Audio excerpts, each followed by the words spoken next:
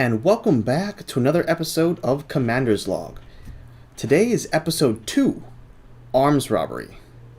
And today the squad gets a couple of missions on the city map. As you can see, some of them are even story missions that'd be really good to do. But instead we go to this arms robbery because we see a mission with the promise of an epic submachine gun. Reclamation's primary goal is to recover dangerous material from those who would do the world harm.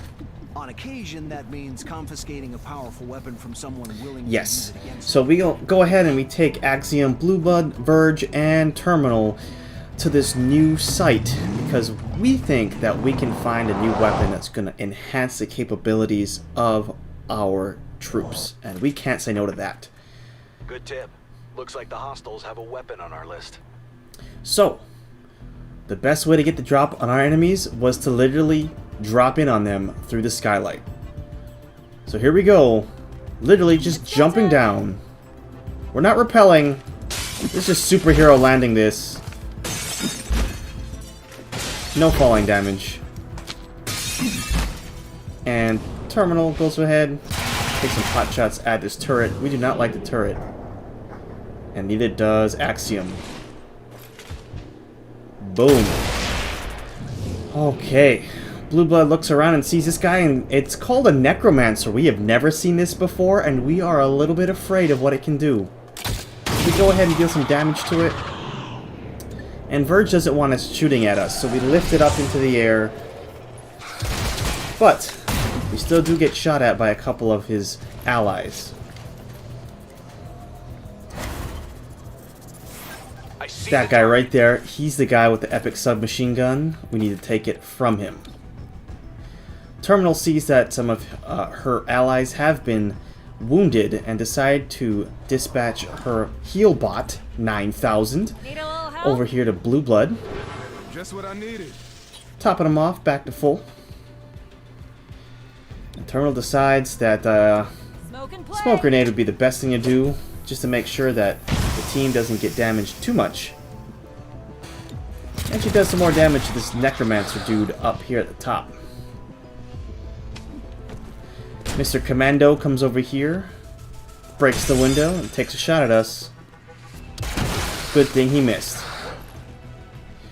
But we hate to see this. Android priming for self-destruction does 1 damage to Verge. I'm glad that he dodged most of that, because he doesn't have too many hit points. And our big giant rage monster wants some of this android, but unfortunately can't get any. Blue Blood is determined to make sure that this guy, called the Necromancer, does not get to do any black magic. Decides to cap him with some tranq rounds. Now whenever Blue Blood uses his last action to move, he gets what's called Ever Vigilant, which activates his Overwatch. Now this Necromancer does something a little scary. Spectral zombies. Now I don't know what they do. They just don't look very friendly. And more things to hurt us means less fun.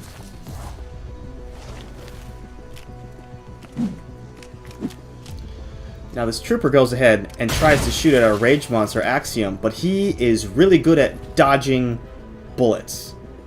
And if you think that's just a fluke, this bruiser comes over here and says, I want a piece of this rage monster. Nuh-uh. Nuh-uh. You didn't say the magic word. Verge goes over here and decides to take control of this bruiser so he can shoot the necromancer in the back. Pow. And it works. It's a great plan. Use your enemy's weapons against them. And he does a good job shooting at this android too. It's almost dead. This purifier comes over here, and we haven't seen him actually attack anything before, so we don't really know what he does. But he's getting close, and it makes me a little nervous. Terminal decides that Blue Blood better act quick. And she decides before she shoots, she's going to go ahead and heal herself, because shooting ends her turn. She does not want to do that. But she does want to kill this necromancer. She was so close. But Blue Blood over here decides that he is going to shoot at this android. And because he has a stock equipped, even a miss does some damage. Just enough to make this thing explode. And he decides to shoot this necromancer, knocking him out with his tranq rounds. Commando dude comes over here and decides that he wants a piece of the action. But decides to throw some smoke grenades over here, giving some cover to his friends. This makes Axiom a little angry, and he hops this wall and decides that he is going to Hulk smash with his shotgun. Because we want to get some info out of these guys, some intel, so we got to take him alive. But he takes a bullet in the ass. He couldn't dodge all the bullets, making him a lot angrier. Your thoughts. Now, Verge tries to stupefy this person and only takes away one of his actions for the next round. And then he decides that he is going to go ahead and make this commando shoot his friend in the back, dealing a nice chunk of damage.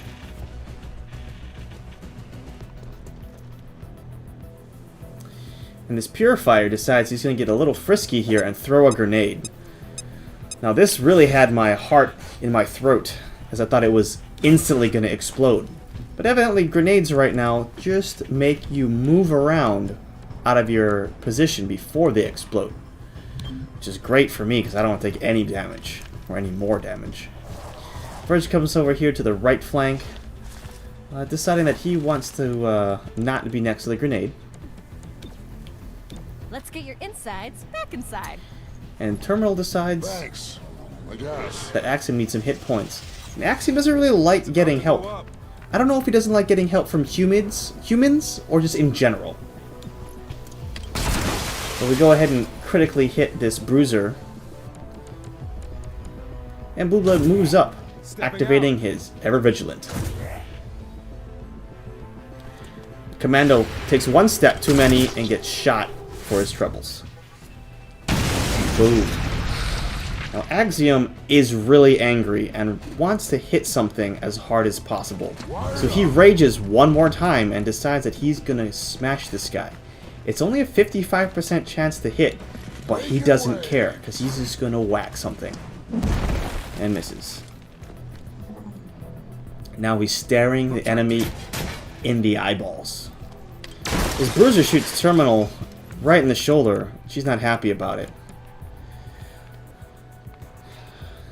Verge is trying to see what he can do for his friend and decides to just deal some damage to everyone in the area, assaulting their mind with his. And we find out what this purifier does, because he's got a big weapon, and we find out it's a flamethrower. Axiom probably wouldn't have gotten so close to this guy if he knew he had a flamethrower, but here he is standing in the We'll fire. be fine. You saying I can't defend myself? And again, even though he's getting some hit points from his friend, he doesn't sound too On the happy. run. But Terminal doesn't let this deter her as she goes and picks up the epic submachine gun we came here for. Out of ammo. Blue Blood doesn't want to waste his time reloading because we ain't got time for that. He goes over here and does what he does best. Deliver justice. I'm about to burn up. Axiom, even though he complained about, getting help, he would be very much on the floor right now without the help of his teammate Terminal. Popping over. And he takes out his frustrations on the enemy. Ugh, burns. And that's the mission. Third degree, at least. It was quick, it was dirty, it was kind of painful, but luckily everyone was only lightly wounded. And we did capture 5 enemies, ensuring 20 intel. So we go ahead and take those people back to HQ, rough them up a little, ask them some questions, get some intel. And that's another day on the farm for XCOM Chimera Squad. So let me know in the comments which one of these 4 that you liked the most. Was it Terminal, the one who makes sure that everyone comes home not in a body bag? Is it Axiom, the green rage monster who's pretty dang good at dodging bullets most of the time? Is it Blue Blood, the distributor of justice? Or is it Verge, the one who assaults you with his mind? So let me know which one you thought did the best in this mission, had the best banter, or concept you like the best. Thank you guys very much for watching us here at Homemade Horizons for episode 2 of Commander's Log. Stay tuned for episode 3 as we try out our new epic submachine gun and see if it was worth all the trouble of getting. We'll see you guys next time.